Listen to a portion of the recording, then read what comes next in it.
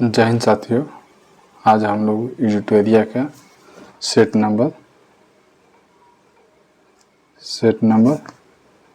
8 देखेंगे।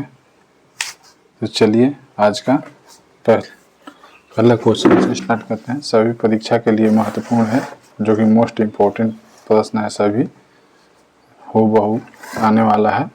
तो चलिए स्टार्ट करते हैं। जैसे अभी बिहार पुलिस से बिहार दरोगा का होने वाला है, इसमें भी बहुत हेल्पफुल होगा। तो चलिए पहला क्वेश्चन है पाली भाषा का ग्रंथ मिलिंदपन्ह राजा मिरांडा के किस बौद्ध भिक्षु का संवाद के रूप में है? तो नागसेन। ऑप्शन नंबर ए सही है। पाली भाषा का ग्रंथ मिलिंदपन्ह राजा मिरांडा के किस बौद्ध भिक्षु के संवाद के रूप में है? तो नागसेन। चलिए अगला प्रश्न देखते हैं। प्रश्न संख्या 2। नीचे दिए गए विकल्पों को गढ़वाल वंश, राष्ट्रकूट वंश, सातवाहन वंश, सैयद वंश के संस्थापकों का नाम का सही समायोजन ज्ञात कीजिए। तो चलिए देखते हैं। पहला गढ़वाल वंश है, तो गढ़वाल वंश के संस्थापक कौन है? चंद्रदेव हैं। चलो 2 ऑप्शन मिला है, अब 1 नंबर और 2 नंबर। चंद्रदेव। चलिए अगला देखते हैं। गढ़वाल वंश के बाद राष्ट्रकूट वंश का संस्थापक कौन है? तो राष्ट्रकूट वंश के संस्थापक दंती दुर्ग हैं। यहीं से हमारा ऑप्शन भी मिल जाएगा, दंती दुर्ग। यहीं से मार सकते हैं हम लोग, ये सही है, लेकिन फिर भी देख लेते हैं। फिर सातवाहन वंश के संस्थापक कौन है? सिमुख हैं, ये भी सही है।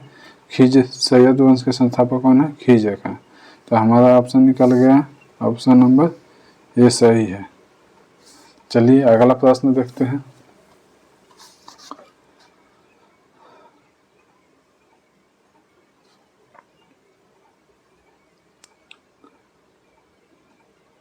अगला प्रश्न है, निम्नलिखित में से कौन सा हड़प्पा सभ्यता पर प्रकाश डालता है? निम्नलिखित में से कौन सा हड़प्पा सभ्यता पर प्रकाश डालता है? तो पुरातात्विक खुदाई। ऑप्शन नंबर ए सही है, पुरातात्विक खुदाई। चलिए अगला प्रश्न देखते हैं।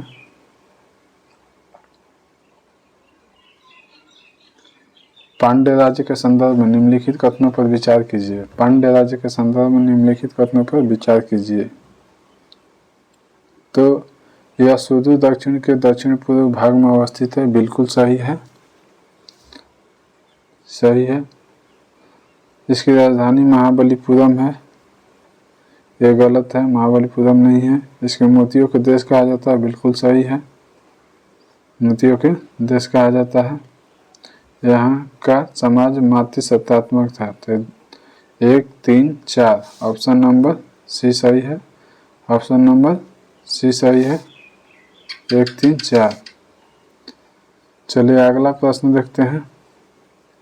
मैटरनिख ने किसे हमारी सामाजिक व्यवस्था का सबसे खतरनाक दुश्मन बताया? मैटरनिख ने किसे हमारी सामाजिक व्यवस्था को सबसे खतरनाक बताया है? तो जोपेसी मेत्तिसिनी को, ऑप्शन नंबर बी सही है। चलिए अगला प्रश्न देखते हैं। निम्नलिखित में से किस मराठा शासक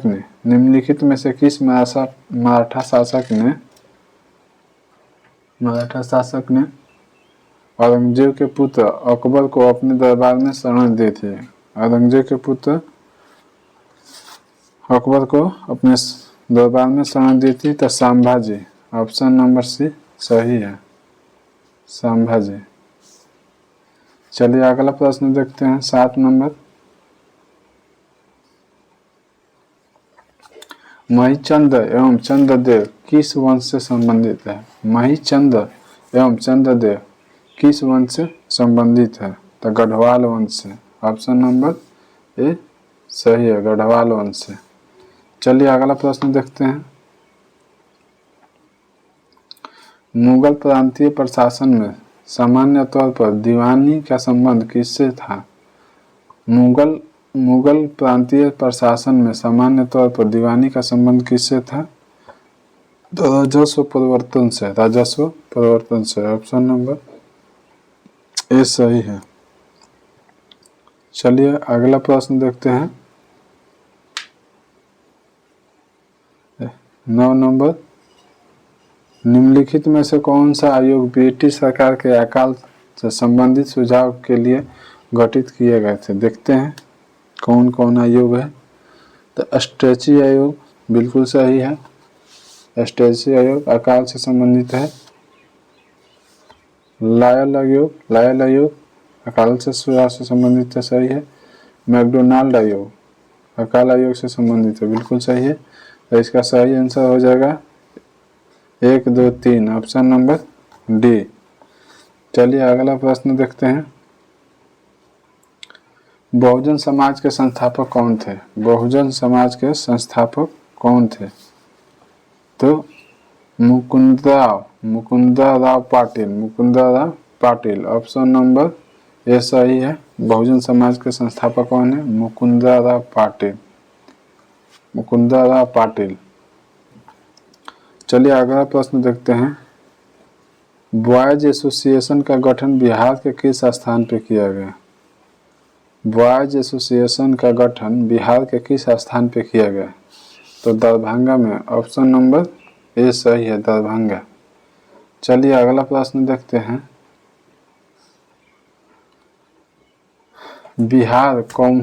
बिहार कौमी सेवा दल का गठन किस वर्ष किया गया?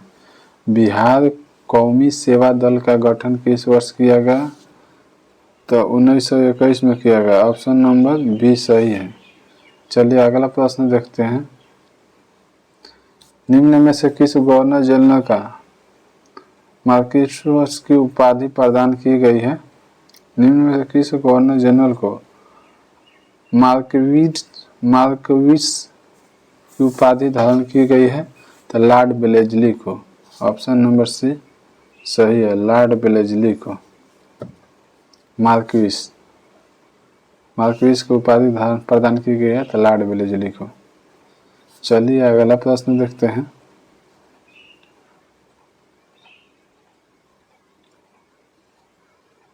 लॉर्ड लिटन के समय प्रमुख कार्य कौन सा नहीं है? लॉर्ड लिटन के समय प्रमुख कार्य कौन सा नहीं है? तो चलिए देखते हैं, ऑप्शन से है कौन नहीं है। लॉर्ड लिटन के समय सिविल सेवा परीक्षा की आयु 21 वर्ष से घटाकर 19 वर्ष करना, बिल्कुल सही है, ये सही है। अकाल आयोग का गठन बिल्कुल सही है, अकाल आयोग का गठन हुआ था लॉर्ड लिटन के समय में। वर्नाक्युलर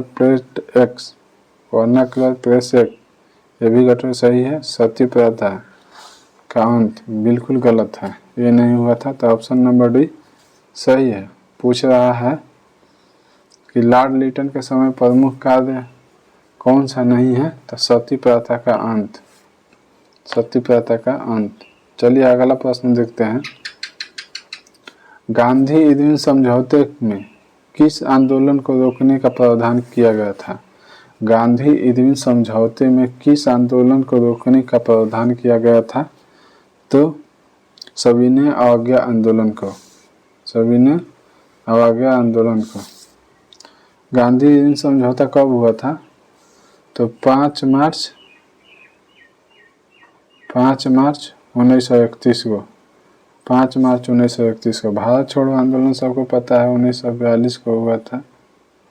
असहयोग आंदोलन की शुरुआत कब हुआ था? 1 अगस्त 1920 को, 1 अगस्त 1920 को शुरुआत हुआ था और 1922 में ख़त्म हो गया था, 1922 में ख़त्म हो गया था। चलिए दांडी मार्च कब शुरू हुआ था? तो 12 मार्च 1930 को शुरू हुआ था, 12 मार्च 1930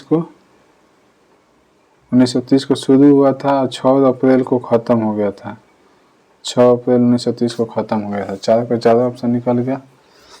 एक बार और देख लेते हैं। गांधी समझौता के किस आंदोलन को रोकने का प्रावधान किया गया था? तो सविनय अवज्ञा आंदोलन। गांधी समझौता कब हुआ था? 5 मार्च 1931 को। असहयोग आंदोलन का शुरुआत कब हुआ था? 1 अगस्त 1920 को और 1922 में ख़त्म हो गया। भारत छोड़ो आंदोलन कब हुआ था? 8 अगस्त देता है, तो 9 अगस्त 1942 को। डांडी यात्रा कब शुरू हुआ था? तो 12 मार्च 1930 को, और ख़त्म कब हुआ था? 6 अप्रैल 1930 को। चलिए अगला प्रश्न देखते हैं। कथन वाला है, निम्नलिखित कथनों पर विचार करें एवं सही कथन को पहचानें। अविश्वास प्रस्ताव, सही कथन को पहचानना है। अविश्वास प्रस्ताव मंत्रिपरिषद में विश्वास की कमी व्यक्त करने वाला प्रस्ताव है। बिल्कुल सही है, बिल्कुल सही है, 1 नंबर। विश्वास प्रस्ताव लाने के लिए कम से कम 50% सदस्यों की मंजूरी होनी चाहिए। बिल्कुल गलत है, 50% नहीं, 50 सदस्यों की जरूरत। चलिए अगला प्रश्न देखते हैं। अगला नंबर, लोकसभा में अविश्वास प्रस्ताव लोकसभा की प्रक्रिया और आचरण के नियमों को प्रधान द्वारा शासित होता है। बिल्कुल सही है। तो हमारा कौन ऑप्शन निकला? 1 और 3 सही है। तो ऑप्शन नंबर कितना हुआ? 1 और 3 ऑप्शन नंबर सी में है। ऑप्शन नंबर सी 1 और 3 सही है। चलिए अगला प्रश्न देखते हैं। पूरा का 50 क्वेश्चन है, 50 क्वेश्चन को भी देखेंगे जो कि बहुत परीक्षा में हेल्पफुल मिलेगा। चलिए 17 नंबर देखते हैं प्रश्न।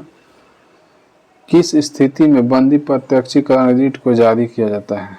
किस स्थिति में बंदी प्रत्यक्षीकरण रीट जारी किया जाता है? दोषपूर्ण पुलिस नजरबंदी, दोषपूर्ण पुलिस नजरबंदी। ऑप्शन नंबर सी, दोषपूर्ण पुलिस नजरबंदी। चलिए अगला प्रश्न देखते हैं। भारत में निर्वाचित होना एवं मताधिकार का अधिकार कैसा अधिकार है? भारत में निर्वाचित होने एवं मताधिकार का अधिकार कैसा अधिकार है? तो संवैधानिक अधिकार है, संवैधानिक अधिकार। ऑप्शन नंबर सी सही है। चलिए अगला प्रश्न देखते हैं। योजना किस सूची के विषय है? योजना किस सूची का विषय है? तो समवर्ती सूची का विषय है। योजना समवर्ती सूची का विषय है। चलिए अगला प्रश्न देखते हैं।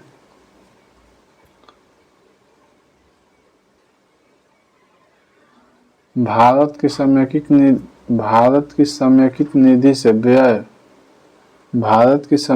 निधि से व्यय किसके अनुमोदन से किया जा सकता है?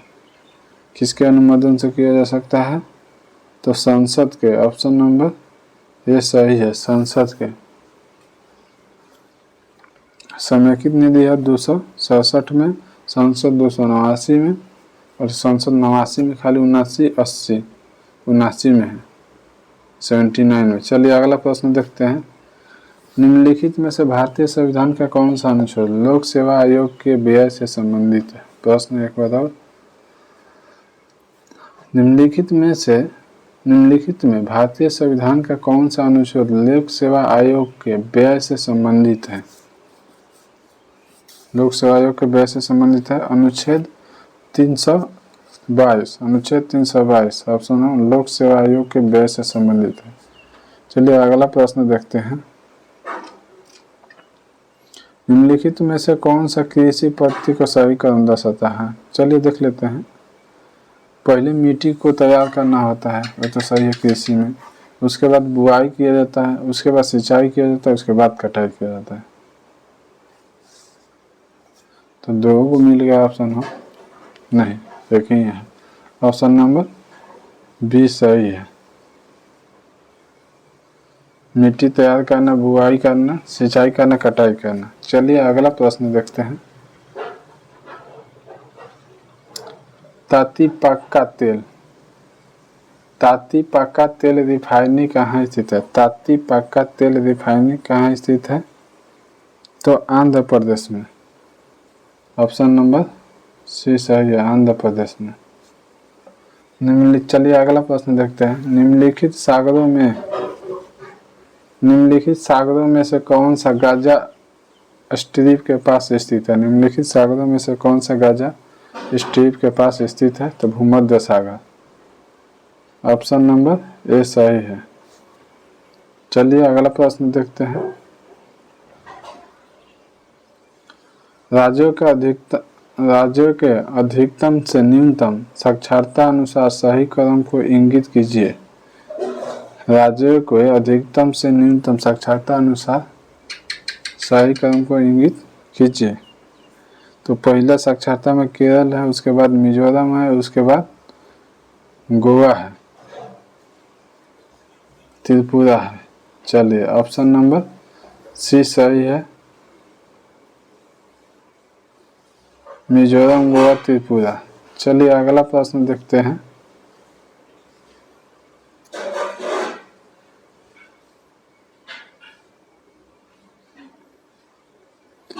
ध्वनि तरंग की आवृत्ति भी और समयावधि टी के बीच संबंध क्या होगा?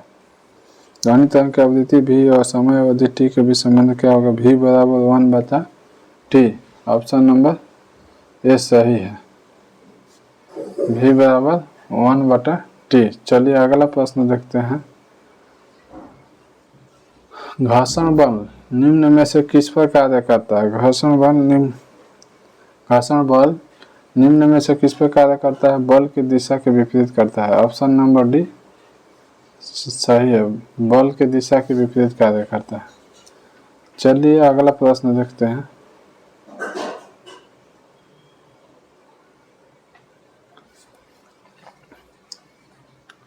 नकारात्मक त्वरण निम्न में से किसकी दिशा के विपरीत होती है? नकारात्मक त्वरण निम्न में से किसकी दिशा के विपरीत होती है? तो वेग के दिशा के विपरीत होता है। ऑप्शन नंबर ए सही है। चलिए अगला प्रश्न देखते हैं। हाइड्रोक्लोरिक अम्ल कांच के बोतल में नहीं रखा जाता है क्योंकि यह अभिक्रिया करता है। हाइड्रोक्लोरिक अम्ल को कांच के बोतल में नहीं रखा जाता है क्योंकि यह अभिक्रिया करता है कांच की सिलिकॉन डाइऑक्साइड से। कांच के सिलिकॉन डाइऑक्साइड से। ऑप्शन नंबर डी सही है। चलिए अगला प्रश्न देखते हैं।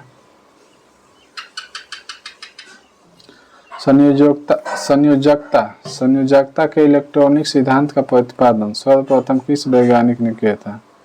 संयोजकता के इलेक्ट्रॉनिक सिद्धांत का प्रतिपादन सर्वप्रथम किस वैज्ञानिक ने किया था?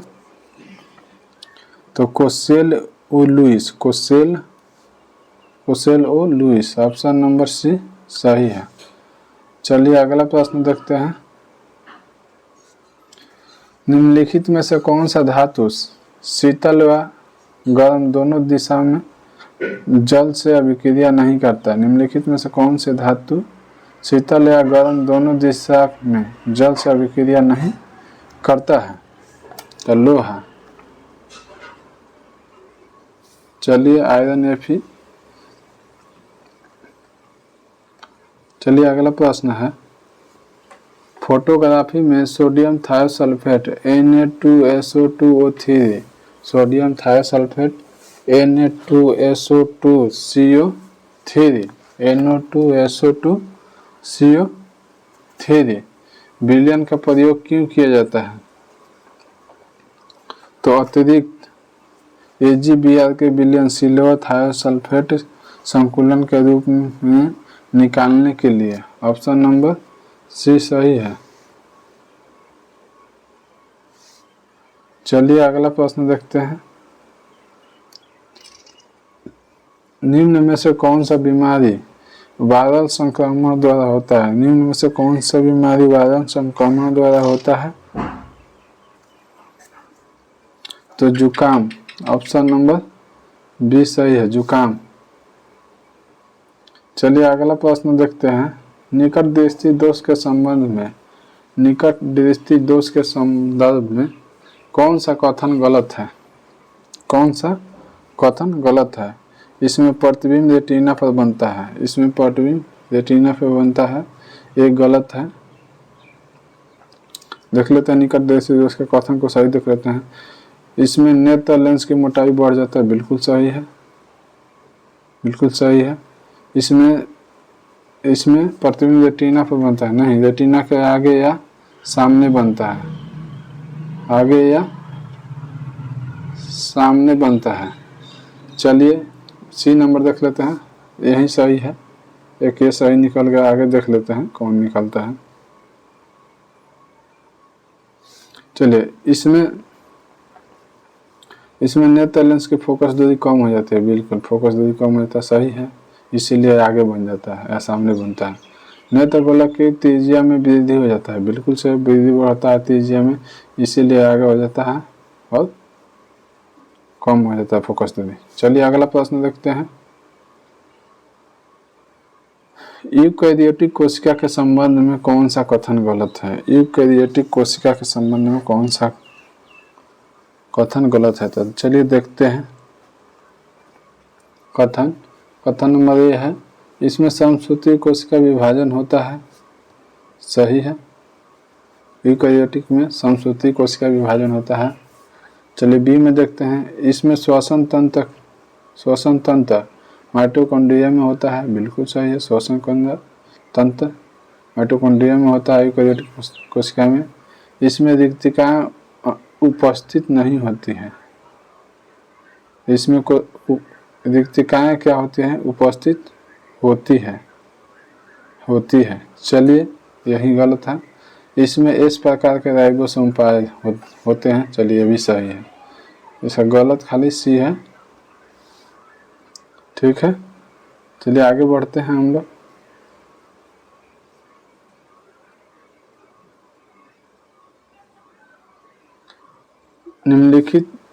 निम्न में नाइट्रोजन किसका अनिवार्य घटक है? निम्न में नाइट्रोजन किसका अनिवार्य घटक है? तो प्रोटीन का, ऑप्शन नंबर ए सही है, नाइट्रोजन किसका अनिवार्य घटक है? प्रोटीन का। निम्न में से कौन सा घोल विद्युत का चालक नहीं है? निम्न में से कौन सा घोल विद्युत का चालक नहीं है? तो ग्लूकोज घोल, ऑप्शन नंबर ए सही है, ग्लूकोज घोल। चलिए अगला प्रश्न देखते हैं।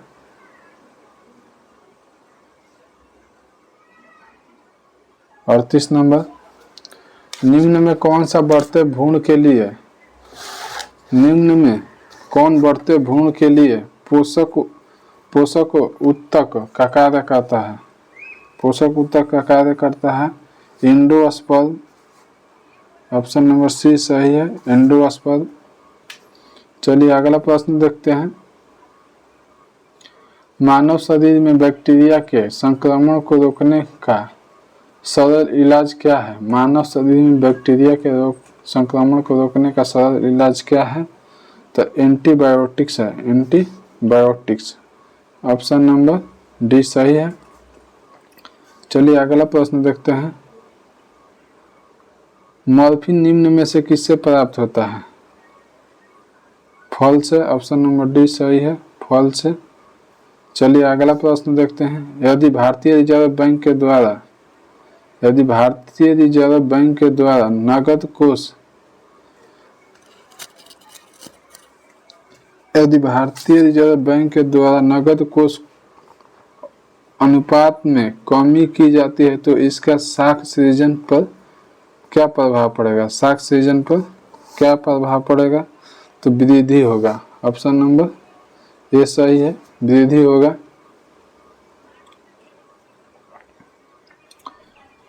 द्रव्य की पूर्ति यथावत रहने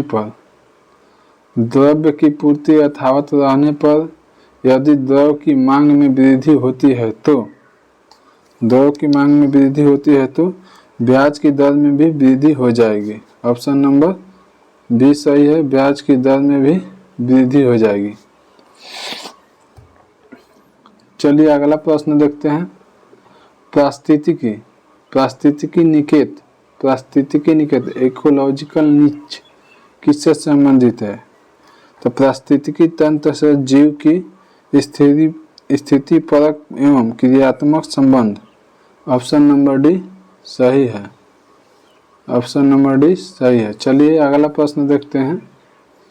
44 नंबर, निम्नलिखित में से कौन सा पारिस्थितिकी तंत्र अजैविक घटक है? प्रश्न एक बार फिर, निम्नलिखित में से कौन सा पारिस्थितिकी तंत्र अजैविक घटक है?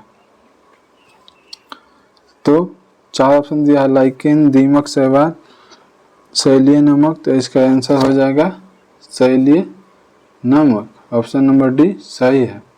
चलिए अगला प्रश्न देखते हैं। दिया निम्नलिखित देशों का कौन सा एक समूह आसियान का सदस्य देश है? तो Laos, Cambodia, Brunei.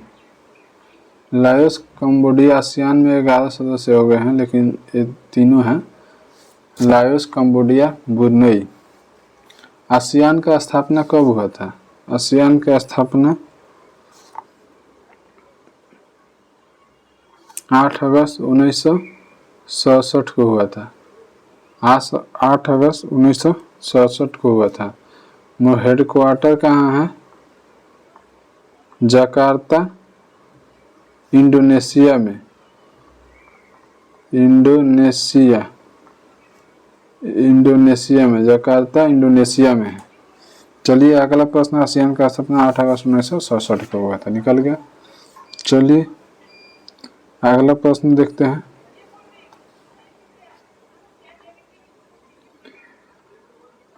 Kalamkari painting के संदर्भ में सही है? तो देखना है कौन सही है कलमकारी पेंटिंग।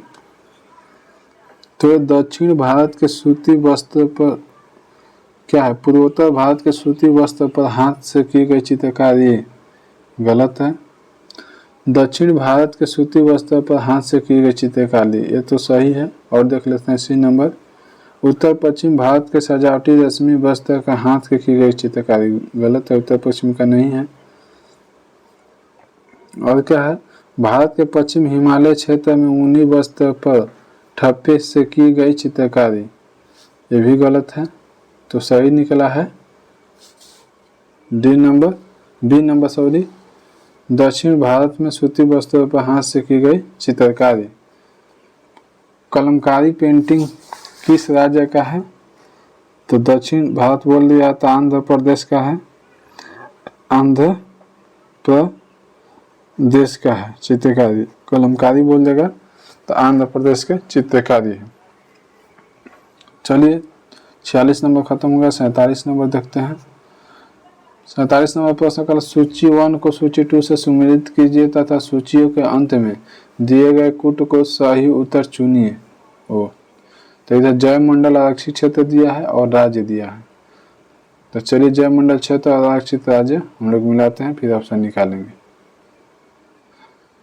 सिमलीपाल कहाँ है? तो सिमलीपाल उड़ीसा में है, उड़ीसा राज्य में। सिमलीपाल उड़ीसा में 1 के 4 हो गया। और दिबांग घाटी अरुणाचल प्रदेश में है, बिल्कुल सही है। तो बी का 3 हो गया। नौकरेक कहाँ है? नौकरेक मेघालय में है, तो 3 सी का 2 हो गया। बचा एक पैसेंजर कोल्ड डेजर्ट कहाँ है? हिमाचल प्रदेश में। ऑप्शन नंबर तो डी के 1 हो गया। 4 3 2 4 3 2 1 4 3 2 1। ऑप्शन नंबर डी सही है, 4 3 2 1। चलिए अगला प्रश्न देखते हैं।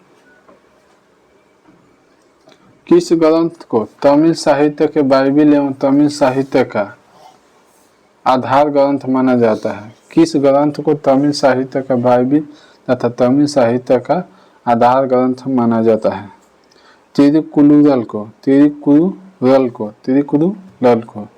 ऑप्शन नंबर सी सही है, तिरुकुरुल को। चलिए अगला प्रश्न देखते हैं। 49 नंबर।